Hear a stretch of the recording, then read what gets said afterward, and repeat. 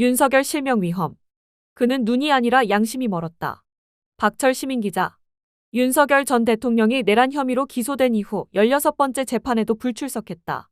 그가 내세운 이유는 당뇨 망막병증으로 인해 글자도 제대로 보지 못하며 재판 출석 시 혈당 급변으로 실명의 위험이 있다이다. 변호인은 의사의 소견에 따라 불가피한 불출석이라고 변명했지만 국민 다수는 이를 믿지 않는다. 이유는 단 하나다. 그동안 그가 살아온 방식 때문이다. 윤 전 대통령은 검찰총장 시절 법치를 외치며 수많은 사람들을 수사했다. 그는 피의자의 건강 사유를 좀처럼 받아들이지 않았다. 피고인의 인권보다는 법의 엄정함을 앞세웠고 피의자의 병원 진단서를 시간 끌기용 꼼수로 몰아붙였다.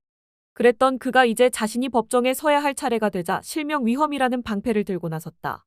이것은 단지 건강 문제의 문제가 아니다. 정의에 대한 태도의 문제, 즉 책임의 부재에 관한 문제다.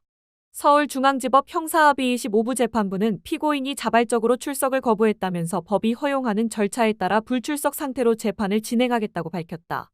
이는 곧 법원이 윤 전 대통령의 불출석 사유를 더 이상 신뢰하지 않겠다는 선언과 다름없다. 헌정 사상내란 혐의로 재판받는 전직 대통령이 그것도 16차례나 연속으로 법정에 나오지 않은 전례는 없다. 이는 단순히 출석하지 않았다는 사실이 아니라 헌법 질서에 대한 모독이며 사법 정의의 권위를 훼손한 행위다. 그는 과거 자신이 신봉하던 법과 원칙이라는 말을 지금 자신에게 적용하지 않는다. 그에게 법은 타인에게는 냉정했지만 자신에게는 관대하다. 그의 이런 태도는 법치가 아니라 권체, 즉 권력에 의한 지배의 민낯을 보여준다. 진정한 법치란 누구에게나 동일하게 적용되는 법의 통치이며 법 앞에 평등이다. 그런데 지금 윤 전 대통령의 모습은 그 법의 근본 정신을 스스로 부정한다. 대통령은 한 나라의 헌법을 수호하겠다고 선서한 존재다. 그런 대통령이 내란 혐의로 기소된 것은 그 자체로 국가의 수치다. 더 큰 문제는 그가 그 책임을 마주할 용기도 없다는 점이다. 국민은 병든 지도자를 비난하지 않는다. 다만 책임을 회피하는 지도자를 용서하지 않는다. 병이 있다면 치료를 받으면 된다. 하지만 그 어떤 병도 자신의 행위를 대신 변명해 줄 수 없다. 대통령이란 자리에 있던 사람이라면 누구보다 무거운 책임감을 보여야 한다. 몸이 불편하더라도 국민 앞에 나와 진실을 밝히고 사죄하며 법의 심판을 받아야 한다. 그것이 공인의 도리이고 국민이 그에게 기대하는 최소한의 도덕적 품격이다. 지금의 윤 전 대통령은 여전히 자신을 피해자처럼 말한다. 억울하다. 몸이 아프다. 재판 일정이 너무 잦다. 하지만 묻고 싶다. 그가 검찰총장이었을 때 수많은 피의자들이 억울하다 병이 있다고 호소했을 때 그들의 사정을 들어준 적이 있었는가? 그의 정의는 언제나 강자에게는 약하고 약자에게는 가혹했다. 그 정의의 칼이 이제 자신을 향하자 그는 그 칼날을 피해 달아나려 한다. 그가 말하는 실명 위험보다 더 심각한 것은 양심의 실명, 도덕의 실명이다. 윤 전 대통령은 육체의 시력을 잃어가고 있을지 모르나 그보다 훨씬 더 오래전부터 그는 진실을 보는 눈을 잃었다. 권력의 빛에 눈이 멀어 국민의 고통을 보지 못했고 사법 권력을 휘두르며 법의 본질을 잊었다.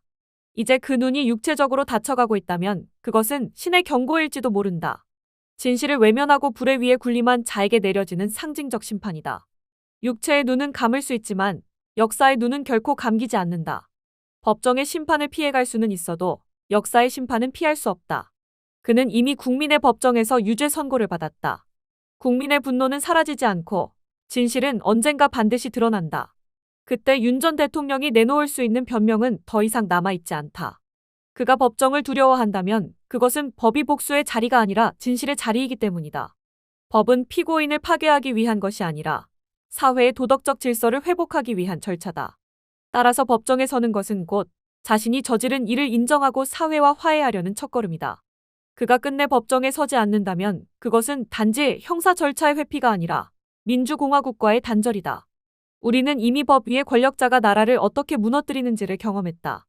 박정희의 독재, 전두환의 쿠데타 그리고 그 뒤를 잇는 수많은 권력자들의 범죄가 있었다. 그러나 역사는 언제나 그들에게 마지막에 물었다. 당신은 법 앞에 섰는가?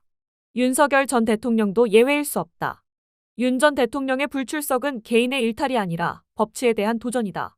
그는 여전히 자신을 검찰총장 윤석열로 착각하고 있는지도 모른다. 하지만 이제 그는 단 한 사람의 피고인일 뿐이다. 검찰권으로 무장한 방패는 사라졌고 남은 것은 오직 그의 행적뿐이다. 그가 법정에 서는 것은 국민을 위한 의무이며 자신을 위한 마지막 구원이다. 법 앞에 서서 죄를 인정하거나 억울함을 해명하라. 그것이 역사를 향한 최소한의 예의다.